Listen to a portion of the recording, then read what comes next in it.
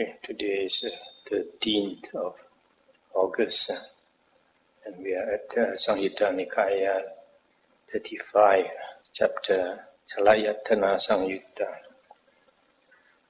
From this Sutta 35.132.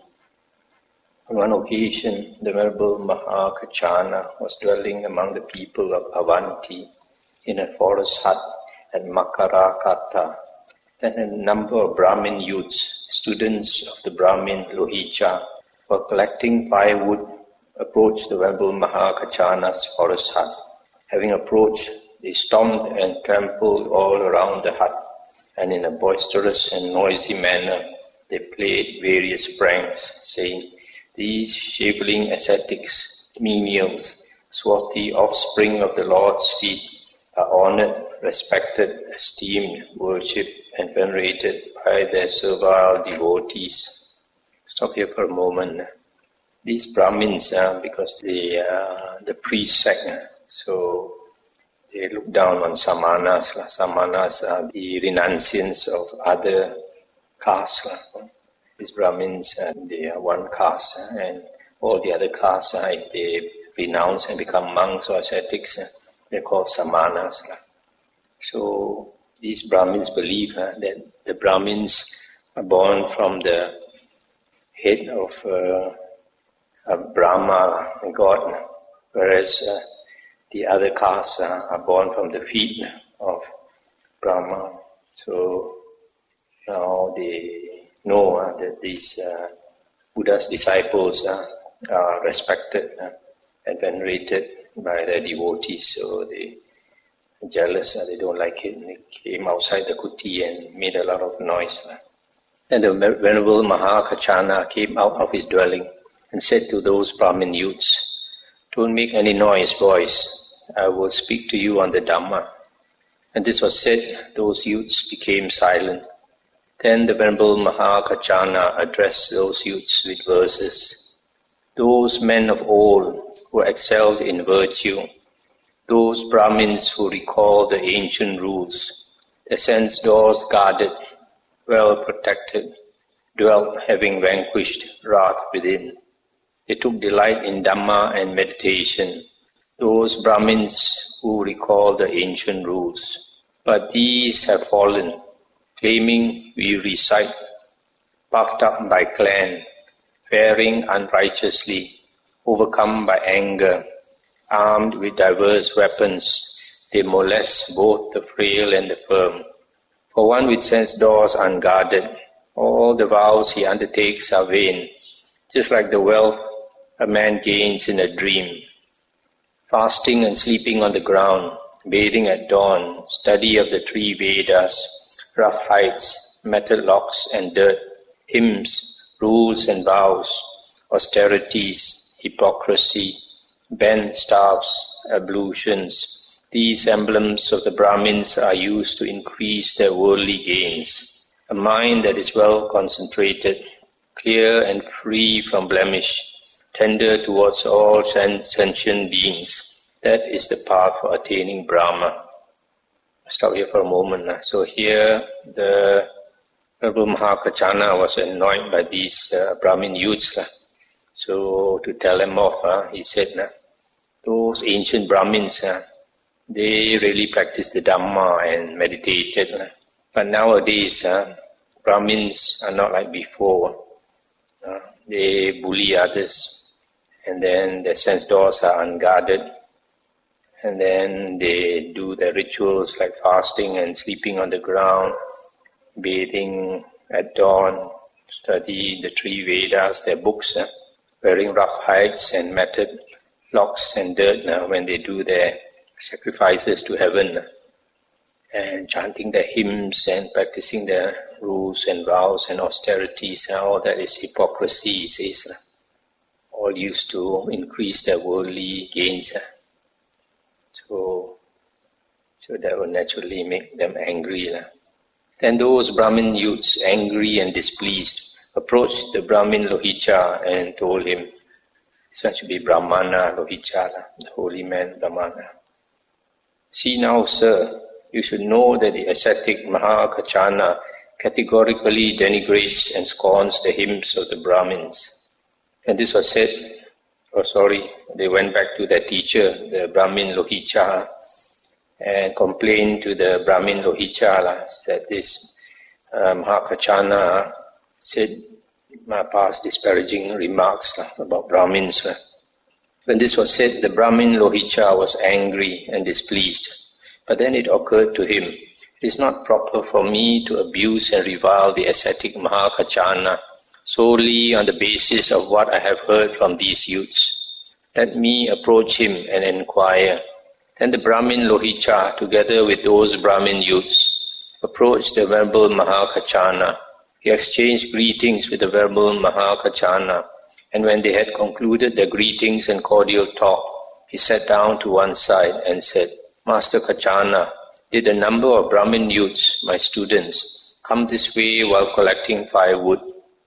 They did, Brahmin.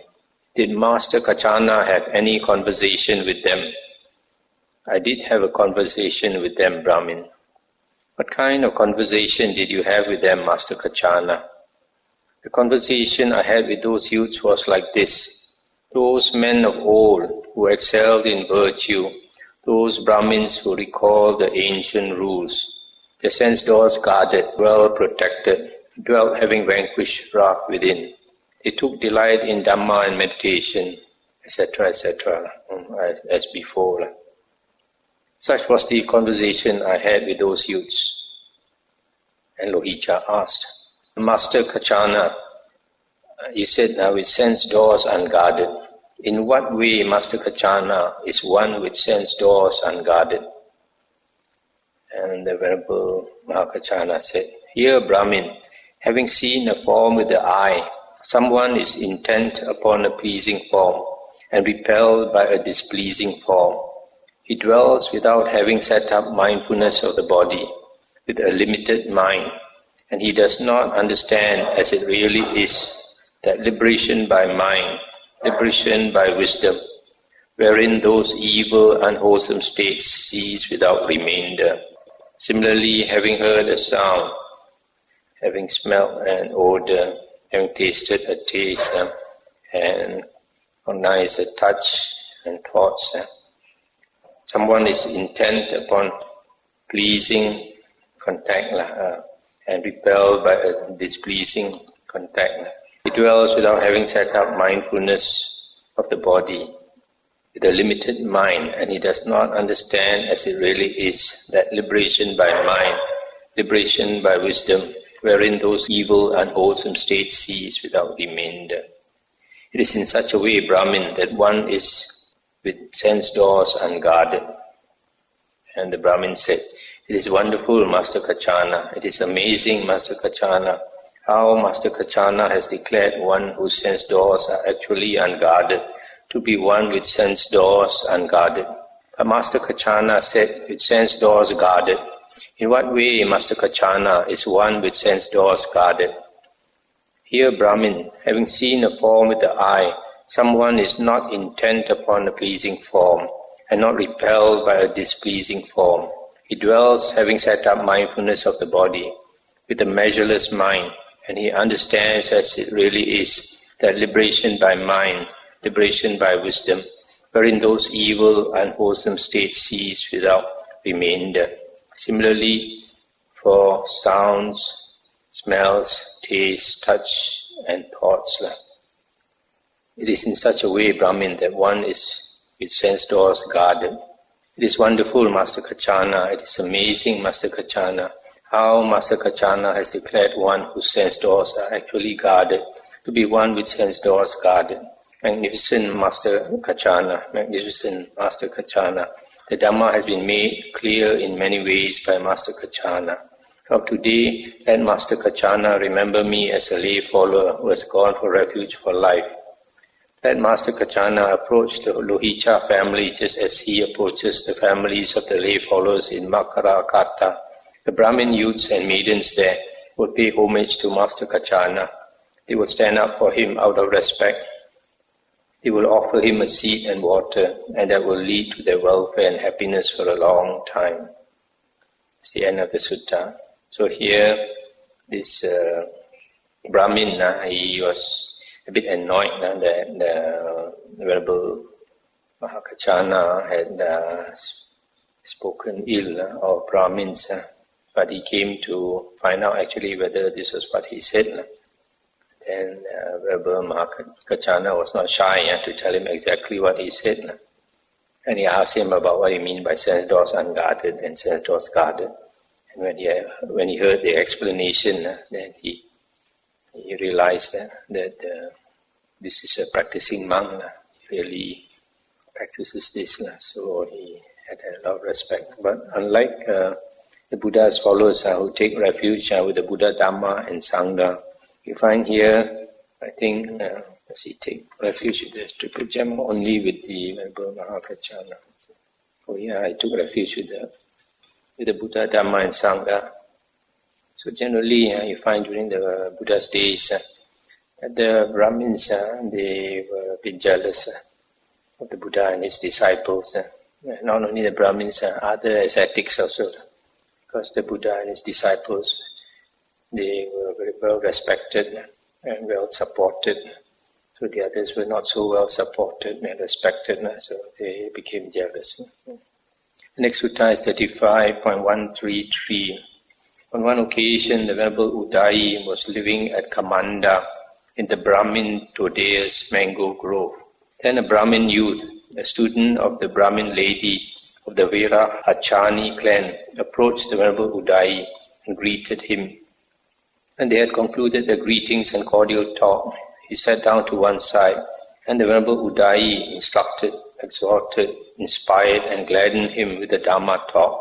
Having been instructed, exhorted, inspired and gladdened by the Dhamma talk, the Brahmin youth rose from his seat, approached the Brahmin lady of the Vera Hachani clan and said to her, "See now, madam, you should know that the ascetic Udayi teaches a Dhamma that is good in the beginning, good in the middle and good in the end. With the right meaning and phrasing, he reveals a holy life that is perfectly complete and pure."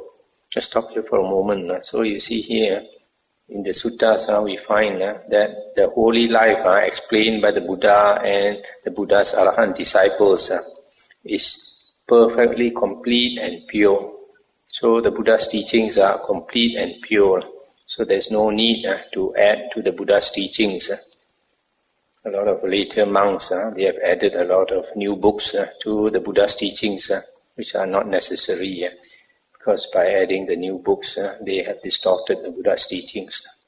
And then the lady said, "In that case, young man, invite the ascetic Udayi in my name for tomorrow's meal." "Yes, madam," the youth replied. Then he went to the Venerable Udayi and said to him, "Let Master Udayi consent to accept tomorrow's meal from our revered teacher, the Brahmin lady of the Vera Hachani clan." The Venerable Udayi consented by silence. Then when the night had passed, in the morning, the Venerable Udayi dressed, took his bowl and outer robe, and went to the residence of the Brahmin lady of the Vera Hachani clan. There he sat down in the appointed seat. Then with her own hands, the Brahmin lady served and satisfied the Venerable Udayi with various kinds of delicious food. When the Venerable Udayi had finished eating and had put away his bowl, the Brahmin lady put on her sandals, sat on a high seat, covered her head and told him, "Preach the Dhamma, ascetic." Having said there will be an occasion for that, sister, he rose from his seat and departed. So here this lady asked the Venerable Udayi to give a Dhamma talk. But Venerable Udayi said on a later occasion and departed. Why did he depart? Because the lady didn't show enough respect by using her sandals and sitting on a high seat and covering her head. The second time that Brahmin youth approached the Venerable Udayi and received Dhamma teaching, and he was very respectful, and then he came and told the lady again, "See now, madam, you should know that the ascetic Udayi teaches a Dhamma that is good in the beginning, good in the middle and good in the end. With the right meaning and phrasing, he reveals a holy life that is perfectly complete and pure." And she said, "In such a way, young man, you keep on praising the ascetic Uddai."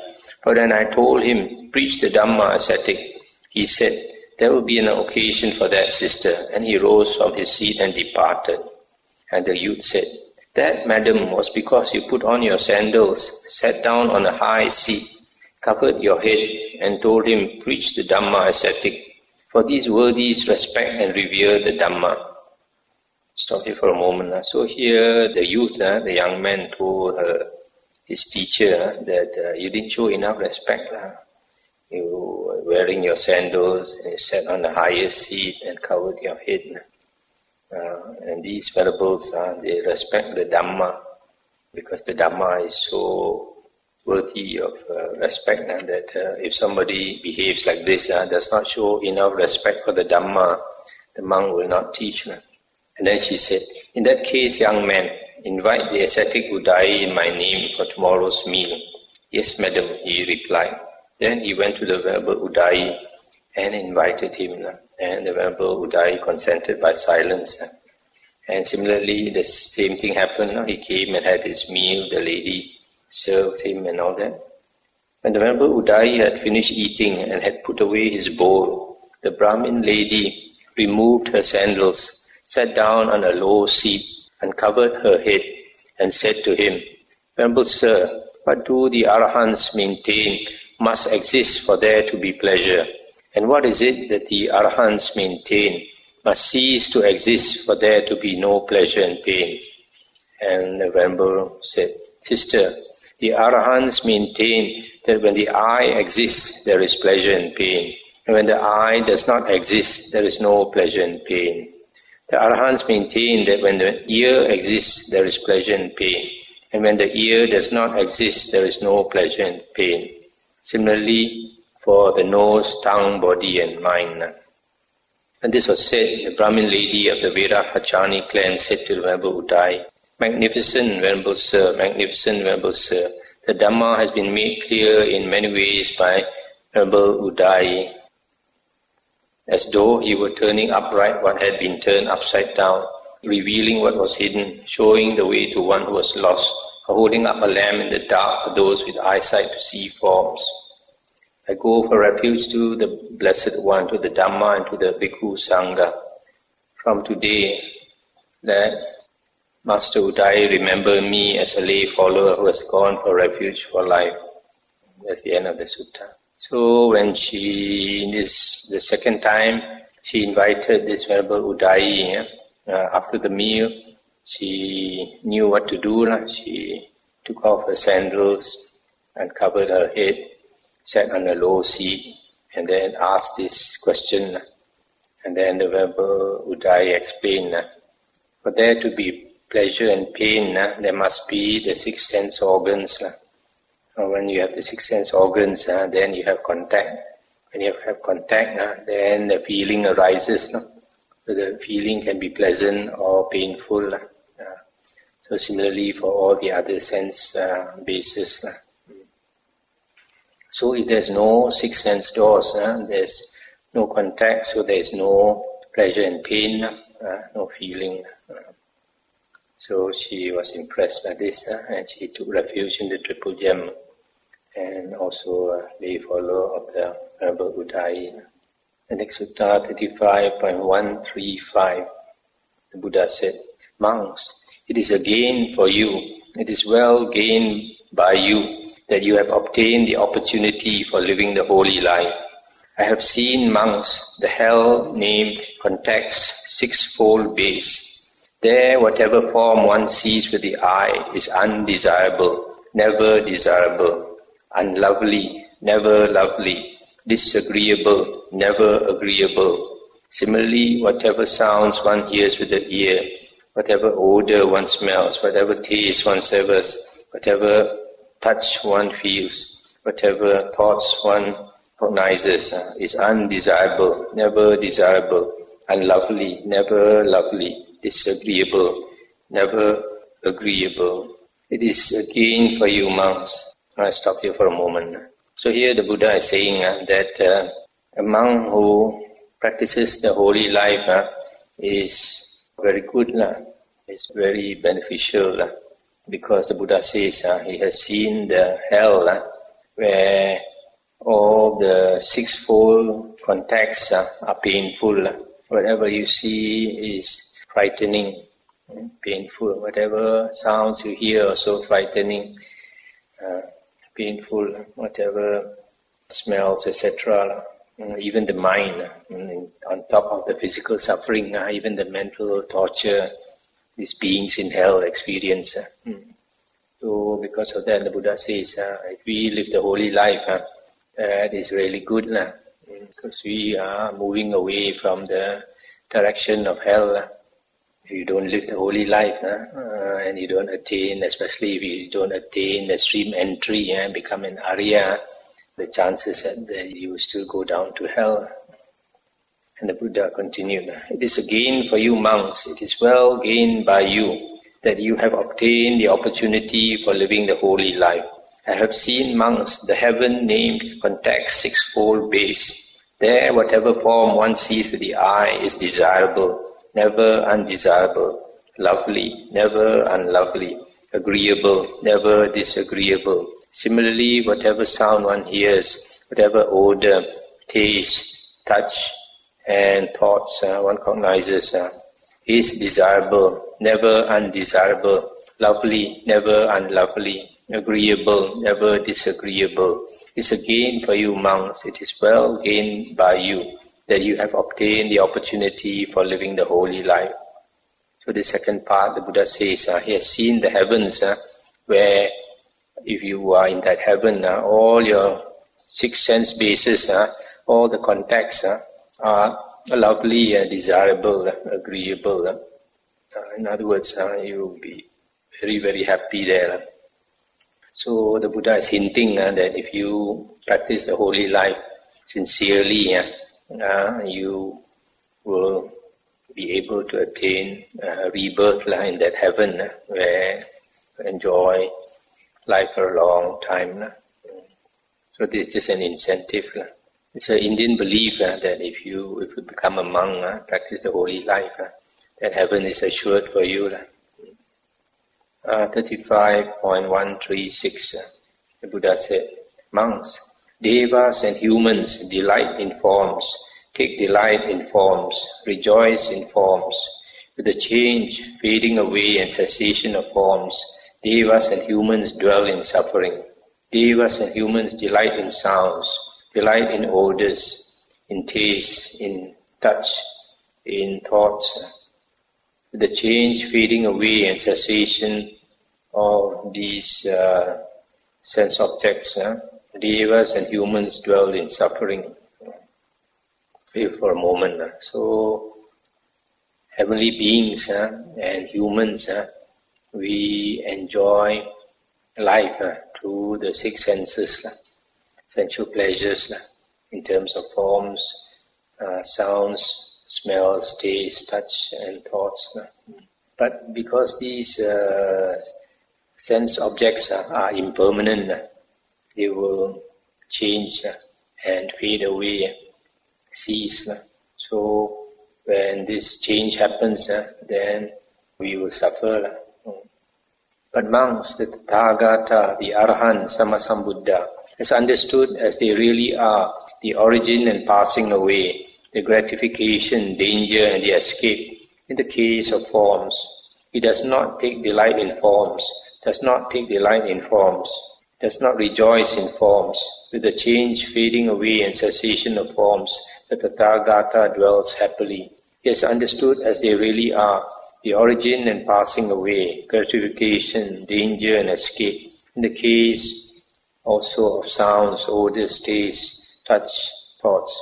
He does not delight in the six sense objects, does not take delight in the six sense objects, does not rejoice in the six sense objects. With the change, fading away and cessation of the six sense objects, the Tathagata dwells happily. That is what the Blessed One said. Having said this, the Fortunate One, the teacher, further said, forms, sounds, odors, taste, touch and thoughts, desirable, lovely, agreeable, so long as it said they are. These are considered happiness by the world with its devas, But where these cease, that they consider suffering. The noble ones have seen as happiness the ceasing of identity. This view of those who clearly see runs counter to the entire world. What others speak of as happiness, that the noble ones say is suffering. What others speak of as suffering, that the noble ones know as bliss. Behold this Dhamma hard to comprehend. Here the foolish are bewildered. For those with blocked minds it is obscure. Sheer darkness for those who do not see. But for the good it is disclosed. It is light here for those who see. The dullards, unskilled in the Dhamma, don't understand it in its presence. This Dhamma isn't easily understood by those afflicted with lust for existence, who flow along the stream of existence, deeply mired in Mara's realm.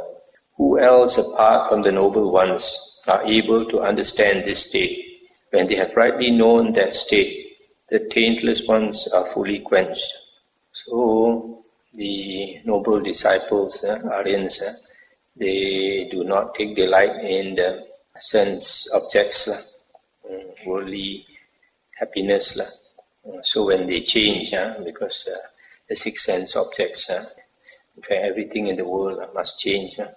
So when there's change, we don't suffer. So what do we take happiness in? We take happiness in our mind. We look for happiness within, and that happiness will not change. If we depend on outside things will change. So the Buddha also says that this Dhamma is very hard to comprehend.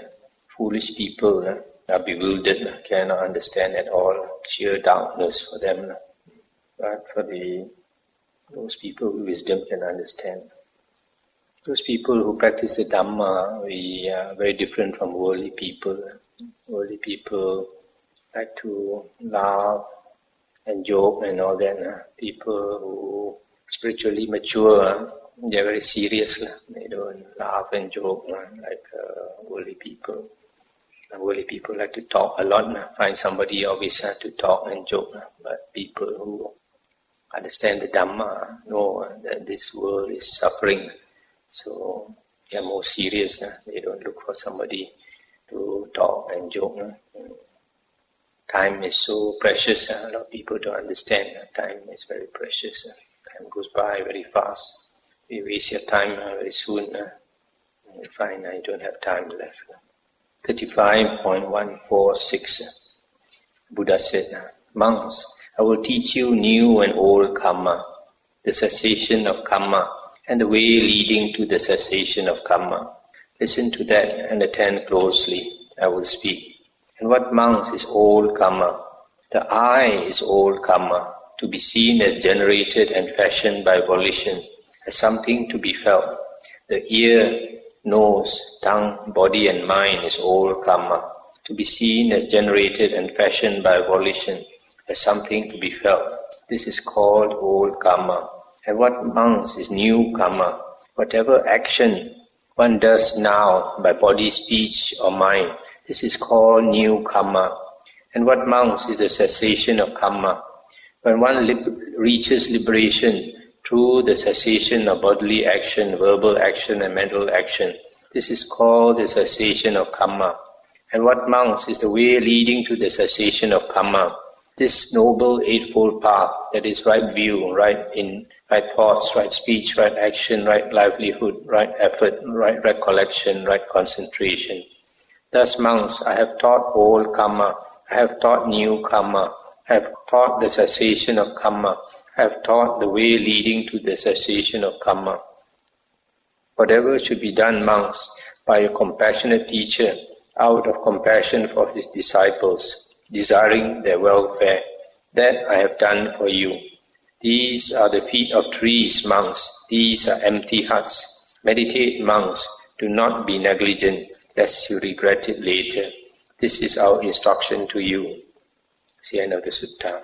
So here the Buddha says, our eye, our ear, nose, tongue, body and mind is old karma created by old karma. Volition is karma. A new karma is what we are doing now. our intentional actions now through the body, speech and mind is the new karma. And karma ceases when one becomes liberated. When one becomes liberated, there is no self, no ego. So one does not do any more karma. Even though one does action, it does not count as karma because there is no ego behind that action. And the way leading to the cessation of karma is the Noble Eightfold Path. When you practice the Noble Eightfold Path, then you become liberated from the ego, from the self. And whatever you do also is not counted as karma.